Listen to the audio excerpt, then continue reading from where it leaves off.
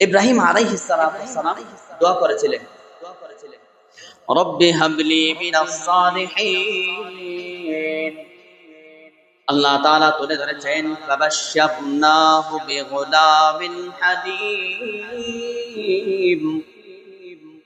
ইব্রাহিম আলাইহিস সালামের বয়স যখন ৮০-র উপরে, তখন তিনি আল্লাহ তাআলার কাছে দোয়া করলেন, আয় আল্লাহ, আমাকে একটা নেক সন্তান দান করেন। আল্লাহ তাআলা তখন তার দোয়াটিকে কবুল করে সুসংবাদ জানায় দেয়, ফাবাশশারনাহু বিগুলামিন হালিম। আল্লাহ তাআলা তাকে সুসংবাদ দেয় এমন এক সন্তান, যেই সন্তানটা তার পরবর্তী নবী হয়ে যাবে। সুবহানাল্লাহ। মুসলমান ভাইয়ের আমার, আল্লাহ তাআলা এমন মুহূর্তের মধ্যে সন্তান দিয়েছেন যে তার জীবনের অর্ধেক হায়াত চলে গেছে। ৮০ বছর বয়সে আল্লাহ তাআলা তাকে সন্তানের সুসংবাদ দেয়।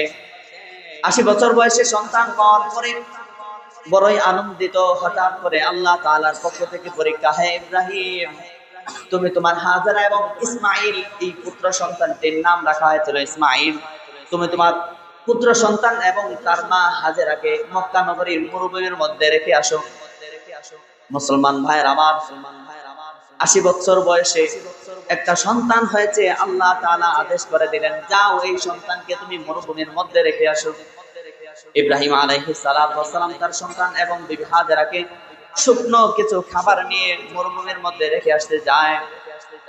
ইব্রাহিম আলাইহিস সালাম যখন তার সন্তান এবং হাজেরাকে ওই মরুভূমির মধ্যে রেখে চলে আসতেছে, বিবি হাজেরা পিছনের দিকে আসে আর বলতে থাকে, হে ইব্রাহিম খলিলুল্লাহ, আমাদেরকে এখানে কেন রেখে যাইতেছেন? এখানে যে আপনি আমাদেরকে রেখে যাইতেছেন, আল্লাহ তাআলার পক্ষ থেকে কোনো নির্দেশ আছে কিনা?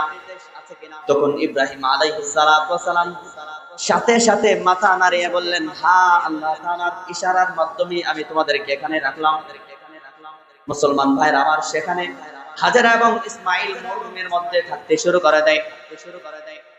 লম্বা সময় যখন চলে যায়, তারা যে খাবার নিয়ে আসছিল শুকনা খাবার, সেই শুকনা খাবারগুলো শেষ হয়ে যায়।